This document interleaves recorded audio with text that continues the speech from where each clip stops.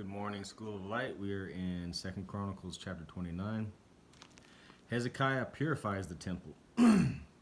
Hezekiah was 25 years old when he became the king and reigned in Jerusalem in 29 years. His mother's name was Abijah, daughter of Zechariah. He did what was right in the eyes of the Lord, just as his father David had done. In the first month of the first year of his reign, he opened the doors of the temple of the Lord and repaired them. He brought in the priests and the Levites, assembled them in the square on the east side, and said to them, "Listen to me, Levites, consecrate yourselves now and consecrate the temple of the Lord, the God of your fathers. Remove all defilement from the sanctuary. Our fathers were unfaithful. They did evil in the eyes of the Lord our God and forsook him. They turned their faces away from the Lord's dwelling place and turned their backs on him. They also shut the doors of the portico and put out the lamps. They did not burn incense or present any burnt offerings at the sanctuary to the God of Israel. Therefore, the anger of the Lord has fallen on Judah and Jerusalem. He has made them an object of dread and horror and scorn, and as you can see with your own eyes. This is why our fathers have fallen by the sword, and why our sons, our daughters, and our wives are in captivity. Now, I intend to make a covenant with the Lord, the God of Israel, so that his fierce anger will turn away from us. My sons, do not be negligent now, for the Lord has chosen you to stand before him and serve him, to minister before him, and to burn incense." Then these Levites set to work from the Kohathites, Mahath, son of Amasai, and Joel, son of Azariah. From the Merites, Kish, son of Abdi, and Azariah, son of Jehiel. From the Gershonites, Joah, son of Zimmah, and Eden, son of Joah. From the descendants of Elisaphan, Shimri, and Jehiel. From the descendants of Asaph, Zechariah, and Mattaniah. From the descendants of Heman, Jehiel, and Shimei. From the descendants of Jeduthun, Shemaiah, and Uzziel. When they had assembled their brothers and consecrated themselves, they went in to purify the temple of the Lord, as the king had ordered, following the word of the Lord. The priests went into the sanctuary of the Lord to purify it. They brought out to the courtyard of the Lord's temple everything unclean that they had found inside of the temple of the Lord. The Levites took it and carried it out to Kidron Valley. They began the consecration the first day of the month and the 8th day of the month. And by the 8th day of the month, they reached the portico of the Lord. For 8 more days, they consecrated the temple of the Lord itself, finishing on the 16th day of the first month.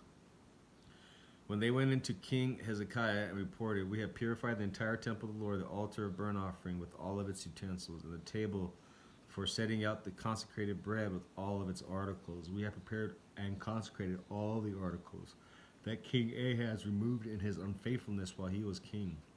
They are now in front of the Lord's altar." Early the next morning, King Hezekiah gathered the city officials together, went up to the temple of the Lord. They brought 7 bulls, 7 rams, 7 lambs, male lambs, and 7 male goats as a sin offering for the kingdom, for the sanctuary, and for Judah. The king commanded the priests and the descendants of Aaron to offer these on the altar of the Lord. So they slaughtered the bulls and the priests and took the blood and sprinkled it on the altar. Next, they slaughtered the rams and sprinkled their blood on the altar. Then they slaughtered the lambs and sprinkled their blood on the altar. The goats for the sin offering were brought before the king and assembly, and they laid their hands on them. The priest then slaughtered the goats and presented their blood on the altar for a sin offering to atone for all Israel, because the king had ordered the burnt offering and the sin offering for all of Israel. He stationed the Levites in the temple of the Lord with cymbals, harps, and lyres, in the way prescribed by David and Gad, the king, seer, and Nathan the prophet.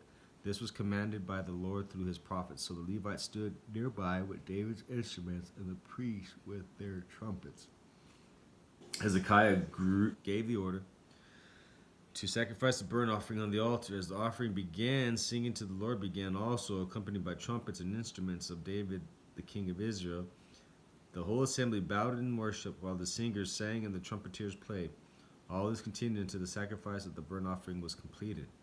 When the offering were finished, the king and everyone present with him knelt down and worshipped. King Hezekiah and his officials ordered the Levites to praise the Lord with the words of David and of Asaph, excuse me, the seer.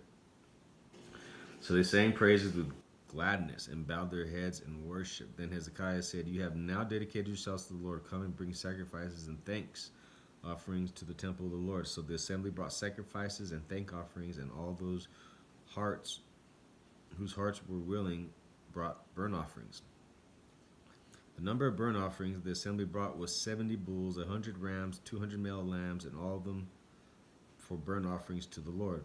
The animals consecrated as sacrifices amounted to 600 bulls and 3,000 sheep and goats. The priests, however, were too few to skin all the burnt offerings, so their kinsmen, the Levites, helped them until the task was finished and until their priests had been consecrated.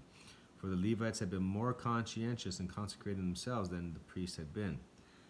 There were burnt offerings in abundance, together with the fat of the fellowship offering and the drink offering that accompanied the burnt offering. So the service of the temple of the Lord was reestablished. Hezekiah and all the people rejoiced at what God had brought about for his people, because it was done so quickly. Done so quickly. We have our own kingdom, right? You're the king or queen of your household. Man, my eyes are tired. Anyhow, we all have our own household.